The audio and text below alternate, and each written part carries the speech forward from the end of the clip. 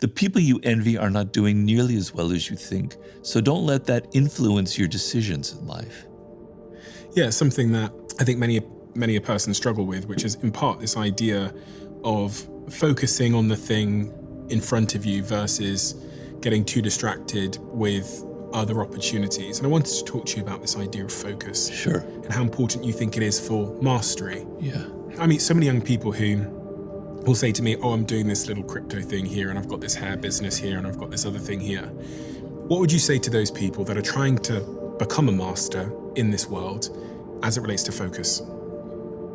It's funny because I'm helping the son of an old friend of mine who's got that problem, and he's incredibly successful. I hope he's not listening to this. He's 20 years old. He's very wealthy. He's done amazing things. But he's one of those people who spread himself out to all these different things. And I can't find a through line, what connects them all, except making money and having connections and stuff. And it's very alluring in this world, particularly, where there's so many possibilities, where you can get on the internet, you can learn this, that, the other. People are doing these things. You can get into crypto. You can start your own business here. You can get into the health and fitness world. And then later on try to figure out how to connect them all. But life doesn't work like that. That's not how the brain functions. It's not what we were meant for, because it doesn't start from you.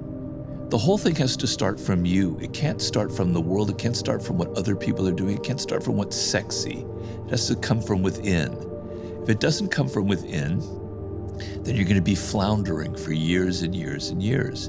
And so what I've done with this young person, whose name I won't mention but I love dearly, is what is it that really is in your heart? What is it that you really, really love? How can we connect this crypto with this media business that you're starting, with the sports world that you're starting, with this fitness thing? What connects them all, And to me, I was getting this sense, we haven't solved it yet, but he's kind of excited by celebrities and by that world. And that's fine. I think there's nothing wrong with that. So I'm saying, well, maybe what connects all this is the film business, right? Because the film business is pretty wide-ranging. To be a producer, to raise money, you're dealing with all kinds of different people, you're networking, you're meeting starlets, it's a glamorous life, but it's focused, okay? So, when you focus on something, the world just kind of opens up, but you have to be focusing on the right thing. So if you were meant to be a writer and then you decide because you want money to go into law school and then you focus very deeply on law school, what will happen is for a year or two, you'll be able to skid by, but then the wheels will start going slower and slower because you're not interested in it, you're not connected to it, you get bored, and your focus will start falling to pieces. But if it's something you love, you can focus on that for 7, 8, 10, 12 years and never get bored. From observing a certain family member of mine do a very similar thing, part of it as well is that when she would start one pursuit, starting X business, it would get hard, as it always does. And when you look over at the person across the road, they seem to be having a much easier life with their thing, or with their crypto, or with their whatever. Yeah. And they tell you the story of how much money they've made and how easy it was, whatever. So you get tempted into believing that the grass is greener, you pursue that. So now you're doing two things. Now your first thing starts to suffer. Yeah. And I think especially in the early season of life, when you don't have Elon Musk resources, much of the game is focusing enough on one thing to build those resources so that you have the chance of being able to do it more than one thing or spreading your bets a bit more. But in that first season, when you're in resource accumulation phase, I think my early investors in my company, I remember one day emailing my first investor, who's a very successful man, and saying, I've got an idea. And it was an idea other than the one he'd invested in. And I remember the email, I was 18 years old, and he hit me so hard on that email. He was like, if you don't focus on one thing, you will never, ever Wait, you be were successful. the one that was interested in this other Yeah, thing. I was trying to... He was the one, Yeah, so my investor, he was a very successful man, and I emailed him this other idea, which I thought was amazing. Yeah. And he sent me this email back, which was like being hit by a whip. And he was like, if you don't focus on one thing now, you will never be successful. Because also you rob yourself, as you said, of the chance of accumulating deep skills. Yeah. Yes, it is. I remember this is something that wise people know.